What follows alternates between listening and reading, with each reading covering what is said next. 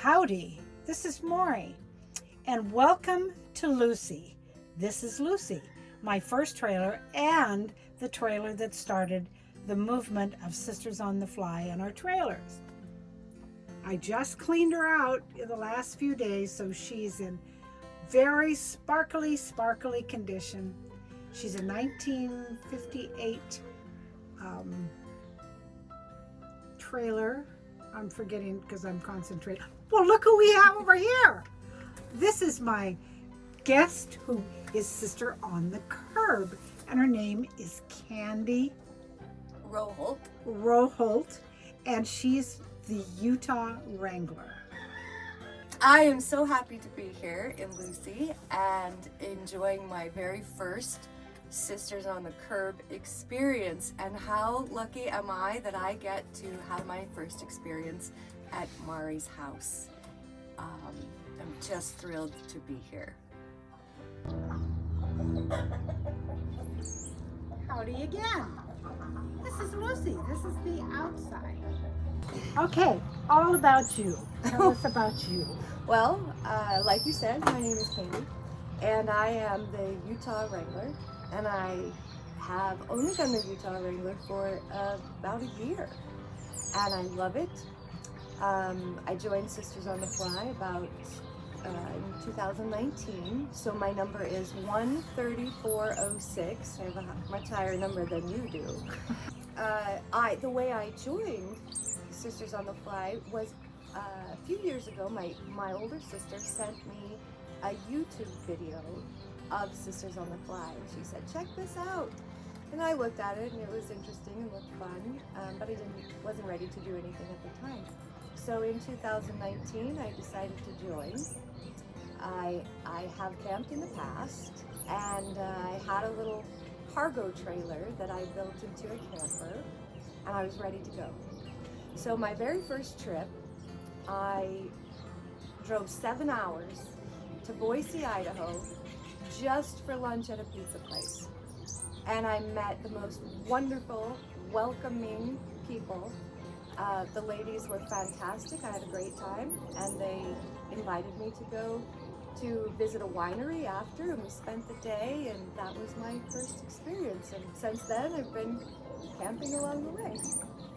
So I have to say that I was a vice president of a credit union for many years, and I worked a lot of hours. And I found that I became a workaholic. And when you're a workaholic, you don't make friends. And so when I decided to change that career and do something different, I realized I need a tribe. I need friends. And if you're looking for friends, if you're looking for women that are like-minded and they're just embracing and warm, this is where you belong. And this is where I belong and where I fit in. One of the things that I love about Sisters on the Fly is that you don't have to do everything fantastic. And you can be scared. You can be a little bit intimidated by things, and that's okay. But you try hard and you work through it, and you can make it happen. Let's talk about hard things. Hard thing. Yeah. Okay.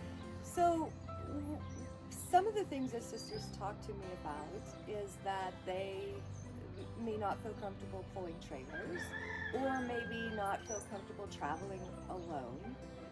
One of the wonderful things about Sisters on the Fly is we have things that we call caravans. And so you don't have to travel alone if you don't want to. You can buddy up with one or two sisters and drive together, and it just makes you feel a little bit more comfortable.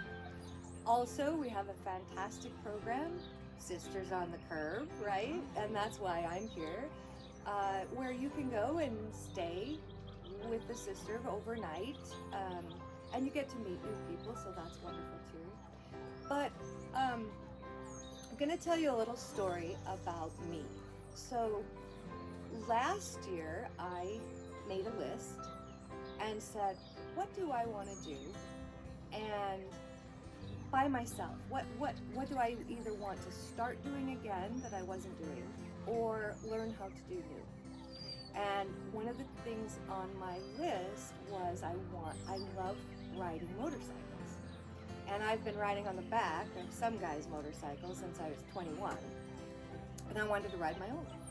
So I signed up for the Harley Davidson riding course last year, and I'm going to learn how to ride a motorcycle. That's exciting. Well, it was, but then I said to myself, well, if you're going to learn how to ride a motorcycle, you better buy one. You better have one.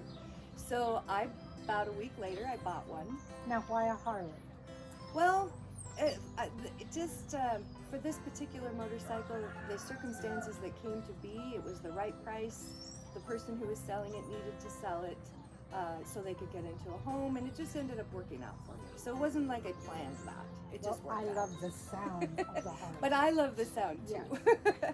So I bought this motorcycle, and my sweet brother, who always helps me, he brought it home to my house and put it in my garage. I was scared to death. And there it was, and it was big, and it was intimidating. And so I would go out and I would just sit on it. And then I would close my eyes and put my hands on all the buttons so that I knew where they were. And this went on for several days. I hadn't taken my course yet, and I didn't want to ride it without that. So several days went by, and then one day I went out there and pulled the kickstand up and actually held it up. Okay, I can do this, right? Then I put the kickstand back down. Then within a course of a few more days, I said to myself, well, first I started walking it around, putting in neutral and walking it around. And then I said, Kandi, one of these days you're gonna have to start this thing. So I went out and I hit I went through everything because I'm crazy like that, safety weirdo, and I went through everything and started that engine, and it roared and everything rumbled in my garage, and I just was so intimidating. I just killed it, shut it off, and I sat there for a minute and I wondered, can I really do this? Because it was intimidating. Yes. But when something is important to you, you have to push through it. So I ended up taking my course, my riding course, and I finished that up on a Saturday, and I came home, and Sunday morning my brother went with me on his motorcycle, and we just got on and took off. And from June until December of last year, I rode 7,000 miles. Yeah. So what I'd like to do is, so first of all, I have a little cargo trailer that I built into a camping trailer, which I love. I saw pictures of it, and it is wonderful. That's fun. And I also have a 67 Rancho El Rey that I'm working on. Well, I haven't started yet, but I will. And then I decided last year I had to choose, do I want to ride my motorcycle or do I want to travel in my trailer?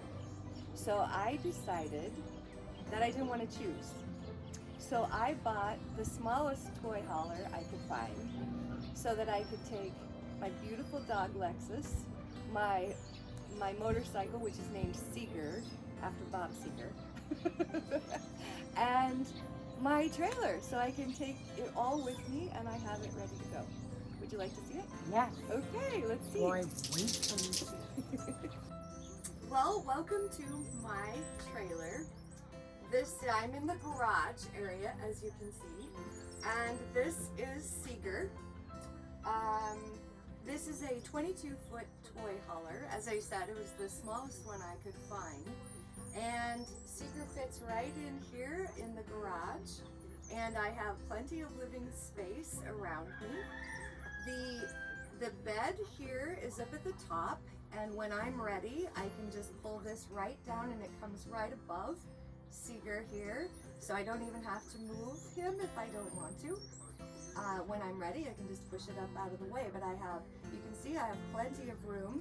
Now I do have him still strapped up right now, but, and you have to be creative, you know, and sometimes you have to step over the straps if you're doing something, but that, you know, that's part of the fun, right? This is my sweet dog, Lexus, who travels with me. She does not travel on the motorcycle. In fact, when I turn it on, she pretty much about has a heart attack, so she's not ready for that yet. But this is my trailer. And one thing that I did when I bought this, I had to do a little decorating and changing, of course. I changed out all the fabrics at the top and the fabrics here and across the curtains. But right here was a booth table, and it actually pushes up against the wall when you want to bring your toys in. But it just took up too much room. So I took that out, and then I built a bench seat, which opens up and has some storage in there, and put my little drawers here. So it's got plenty of room, and it's very open and comfortable for me. This also pulls out into a bed, and it's almost just made for me and for Seeger, because once I take this strap off of this side, this can still make out into a bed, and I can still leave the motorcycle in if I chose to. So I'm going to show you how to take down the back and explain a little bit about how I get the motorcycle in and out. I just bought this trailer, so I haven't had a chance yet to put my decorations on the outside, but next time you see it, it'll be different. So to pull this down, I just open up here, and you know, sometimes when we're short and we don't have a lot of strength, it takes a little bit of effort.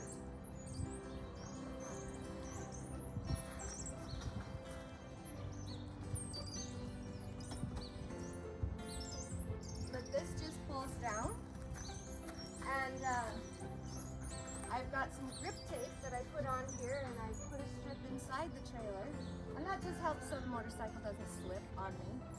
Like I said, right now it's strapped up, and you have to keep it strapped so that it doesn't fall over, of course. But it's really pretty simple. I just get on it and make sure it's in neutral. I use my clutch and my brake, and I just back it right down the ramp. Because I am short, and because the motorcycle is low so that I can touch the ground, depending on where I am, I have to be careful with this spot right here because the motorcycle's so low and it might hit. So, with that, my wonderful brother again made me, you can see it underneath here, a transition ramp. And so I may have to lift this up a bit and then put that ramp on it, and I can get right out. So sometimes you have to be creative and make things work to fit your body, but it works fine for me. So now we're going to talk about being a Wrangler. Yeah, we can do that. So as I mentioned, I am the Utah Wrangler, and I love that. What I love about it is I'm passionate about being able to reach out to the other ladies, to make sure that people are included, to make sure that people are aware and educated. And so being the Wrangler, one of the things the joys that I have is when someone calls me on the phone and they need help. They don't understand something and they ask me a question and I can help them with it. And it just makes me feel good. And I you're encouraging them too. Well, I hope so. Yeah. You know, I get scared. Well, I get scared, and things are intimidating, but we make it work, right? And I'm sure everybody else is the same way, and you just make it work. But so I've had the opportunity to hold some events. There is one event that I really love, and that's the Cave Women Camp Out. And sounds like when she showed me the pictures, told me the story, I think we should all go next time and surprise her. That would be fun. So it is a fun event. On Friday night, we all dress up like cave women, and some of the ladies do some crazy things. Right. I'm so impressed with them. And we just have what we call the Mammoth Dinner. And I want to mention one thing about Sisters on the Fly that's amazing. When you go camping, you fill up your camper with food, far more than you ever need. When you go to these events, everybody cooks something to share and brings something to the table. I end up going home with more than half the food I took. Mm-hmm. So it's a wonderful thing. But so the Cave Women Camp Out is a fun one. Also, where is it? We hold that just on the Idaho side of Bear Lake. Okay. So just between Idaho and Utah. And that's in August. The other thing that I am doing, when I joined, I felt like I was a little discombobulated. there were a lot of Facebook pages and the sort of official website and where the events are, and it was a little bit hard to maneuver around. So I started having a New Sisters Zoom meeting once a month, and I started that in, I think, October. And I had about 5 sisters join, and I've opened it up for just the Western United States right now. So I have sisters from Oregon, Washington, California, Colorado, Arizona join. And I do it once a month, and it's a tutorial, and I just walk them through the website and how to use it, how to find events, how to search for sisters in your state or in your area. And then I talk about all of our million Facebook pages that we have out there for every possible interest that there is. And I just sort of ask questions, and I only let about 15 people in those events. And the reason is I want to be able to chat. Can you see everybody's picture at the same time? Yeah. And that gives it a small enough event that they can talk to each other and get to know each other. Right. And so it's worked out well. And my last 3 events have been completely sold out, booked. Yeah, and I have people asking me, can I get on the wait list? And if there's 1 or 2, of course, I let them in. You know. Right. But the more you get, the less conversation you can have. Yeah. So, but they're Does working someone out well. pick a subject or something, or do they have to write in, or No, you no. just repeat the same lessons all the time? Yeah, and then the questions are different, of course, but I find that most people have the same questions. They find it difficult to search for sisters or search for events by state. You know, you have to click on the red search bar, Yes. and you have to open that up, and then it gives you the filters. And so it's not real intuitive, and they don't know that right off the bat. But once you learn it once, you can search for anything. I always have to call Tara, and she doesn't like that very much. Mom, you know how to do that. No, I don't know how to do that. Well, it can be complicated. It can be overwhelming too, because there's a lot of information. Yeah, there is. But I love being a Wrangler. I honestly am so honored to have this position and meet all the women. I have met women in Idaho, Utah, Wyoming, Colorado, Oregon, Washington, Montana, Florida, Montana. I mean, I could go on and on. And one of the things that I love is if you are traveling, you have to have plan B, right? right? You have to have a plan B. What's your plan B going to be if something goes wrong? And you have a plan B just in knowing that there are other women in the state that you could get a hold of.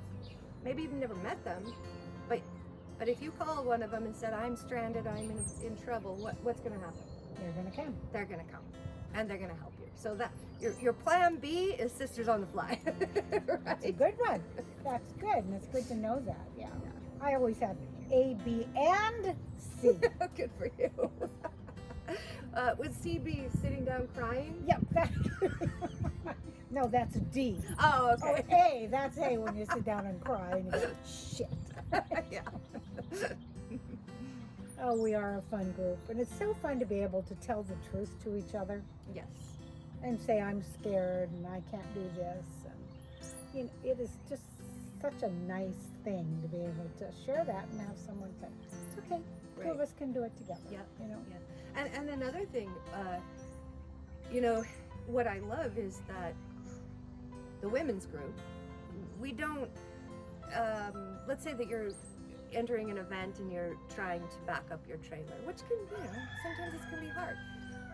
We don't just assume that you don't know what you're doing. I love that. The sisters let you do what you need to do on your own time and at your own pace. And then when you decide, hey, I need help, and you raise your hand and say, I need help, you have 5 or 6 right there to help you do it. But it's very empowering because you don't feel the stress of having to do things just perfect the first time. it might take you 3 or 4 or 5 times to back that trailer into the spot. And another But to you'll get add it. on to that is the fact that they'll be sitting there watching you with a smile on your face, encouraging you to keep going because you're doing a good job. Yes. Or else, Yes. you know, they would stop you if you were trying to tear down a tree or do I would something hope like so. that. Yeah. Or go over a cliff. Yeah. Like Fern. Yeah. So here's a funny story. As I was coming here, I had one of our other sisters following behind me. And classic, I'm following my Google Maps, right? And I get to a corner and I think to myself, I think I need to go left, but my Google Maps tells me I should go right. And I should have followed my instincts, but I went right and I ended up in a subdivision with huge speed bumps and dogs running all On the around. Navajo reservation. So I had this Melissa following me and I had to get out. And so I didn't want to stop. Well, I was doing all right going over those speed bumps and all of a sudden a dog ran out in front of me and I didn't see the speed bump and it was a rodeo. That trailer and that truck were just going like this And your motorcycle. and luckily nothing happened there, but so I get out of the neighborhood and I get out of the car at the gas station. I look at Melissa and just go, what the hell? What happened? So yeah, things happen. Plus, look at my hand. I have a Band-Aid. I have this wrapped. I burned my hand and I squished my finger. You know, shit just happens and you deal with it. She was fixing the table that we were sitting in. She held her finger up and she said, look, and it was bleeding like crazy. I laughed because I said, well, that's pretty much what we all go through. Yeah. We all do that. It's not always perfect, but it's always fun. Yeah. It's been wonderful to have you as a guest. Thank you. It's been so nice to stay with you, and I'm just Come to honored. Montana. And I will. Yes, I good. will. You can park there and control. Oh my gosh, you get on your motorcycle and go everywhere. Yeah. It's I feel like I'm visiting a rock star. not hardly. But of course, I have to pay her to say, do my wrinkles show or is my hair a mess or whatever? And of course, everybody's so kind and you know, so the same She's thing. beautiful. Her nose is too big. Yeah, I she don't says. like that. So she doesn't like her Don't nose. So give me on the side. Just keep me straight on. enough of all of this. We have thoroughly enjoyed this, and we hope that you have too. So now I'm going to turn it off. See ya.